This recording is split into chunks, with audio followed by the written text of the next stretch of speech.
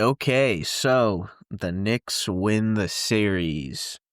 116-113 last night in Detroit to win the series in 6 games. Now, just quick little discussion on this one. Very, very up and down game, let's call it. First quarter, I'm thinking we're going to cruise to one. One of our, 3 ever comfortable playoff wins with Tom Thibodeau. Silly me. After one, we were indeed up 14 points, and guess what happens? They blew the lead again. Going into halftime, Malik Beasley hitting that ridiculous three-pointer, I pretty much thought we were going to Game 7, yeah. I was losing it. I was done, you know? Tom Thibodeau, you have done it again. And then guess what happens? For the first time in I don't even know how long, they come out strong in the third quarter. We build a lead back up. Layup lines work, I guess. I guess all we needed was elementary school PE basketball drills to be serious in the playoffs. And then guess what happens after that? They blow the lead again. It gets so bad to the point where we are down 7 points with about 2 minutes and 30 seconds to play. And once again, at that point, I thought it was over. Yeah, I thought we were going to Game 7. I thought we were blowing it. I thought we were going to lose Game 7 too, because, it's just nothing is going our way. Our coach is doing absolutely nothing to help us win this game. And then guess who happened? Jalen Brunson. I love you so much, buddy. I saw a tweet. Jalen Brunson is so good that there's actually going to be white kids named Jalen in about, not even 15 years, next year. You're going to see some white kids named Jalen in New York. This guy is so good at basketball. It's really a blessing, you know?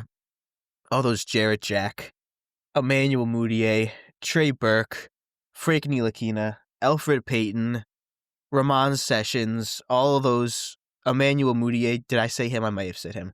All of those point guards, well worth it. I would do it all again in a heartbeat for Jalen Brunson. In terms of other people, Mikal Bridges, Malik Beasley was talking hot on Twitter, so Mikal Bridges actually showing up for once. Really appreciate that. Big tip-in to tie the game in the fourth quarter. 25 points. Very efficient shooting. Just please make some three-pointers, man. Just that would really bring it all together. Just start hitting your threes. Cat kind of stunk on offense, but he did get 15 boards, so appreciate that. Josh Hart. Typical Josh Hart game.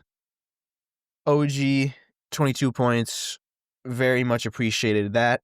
Mitchell Robinson, he was just kind of getting hacked out there, so I guess, he drew fouls. He shot 1 for 4 from the line today.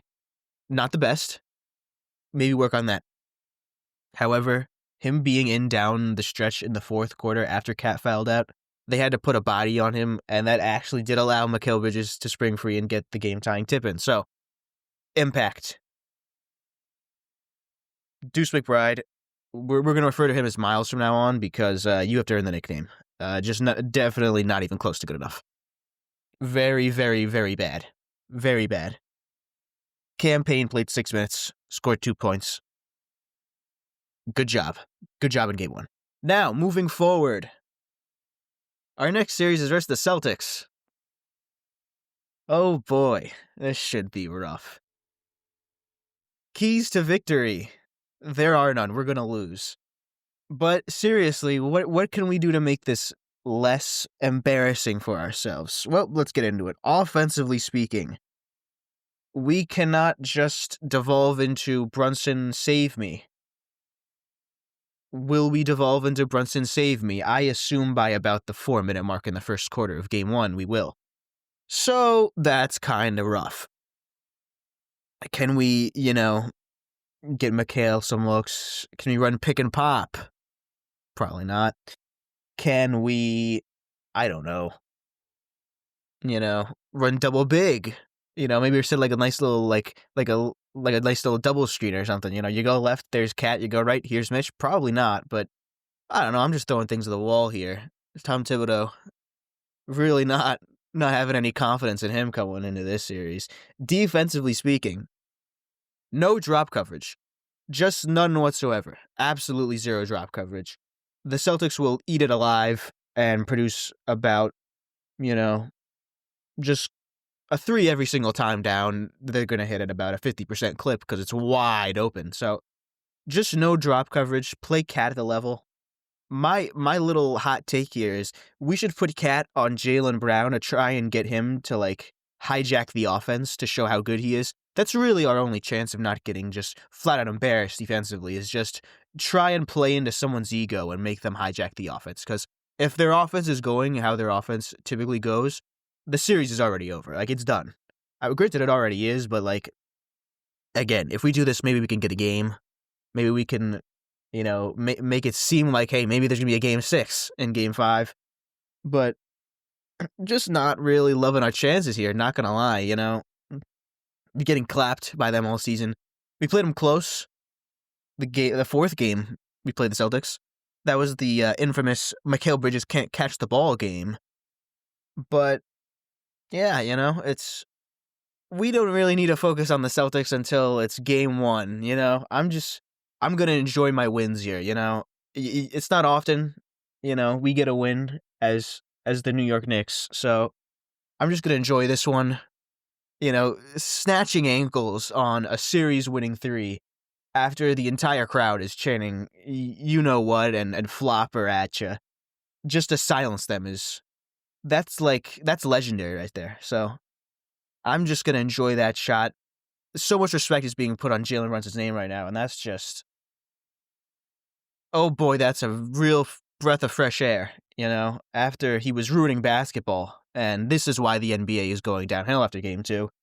Now everyone's respecting the name, kissing the ring. So what do I take away from this series?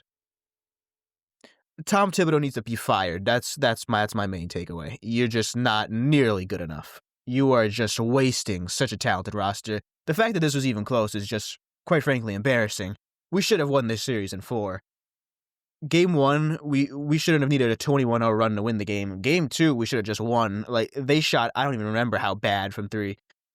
Granted, I thought we were actually, gonna, have to pay for that one, because it was oh my god, we lost the Malik Beasley bad game, but it turns out he stinks. And he seriously, he might have had more tweets this series than many threes. Real funny guy. That last possession, by the way, all of those blown leads were made worth it by the fact that it all led to Malik Beasley not even being able to catch the ball to lose the series. Game 3, we won. Shouldn't have been close at the end there, but it was. Game 4, blew another lead. Should have been over right then and there. Game 5, we just stunk. I guess we can account for one stinker per series, so I don't know. Maybe it should have been over in 5 instead of 4, but... And then Game 6, Tom Thibodeau, buddy, you have maximized the roster from 2021. You got us to be a respectable team, not be the laughingstock anymore, but it is time for the Mark Jackson treatment, buddy. Let's get our Steve Kerr. Let's win a ring, okay? Let's just get serious in terms of our coaching here, and let's just move on.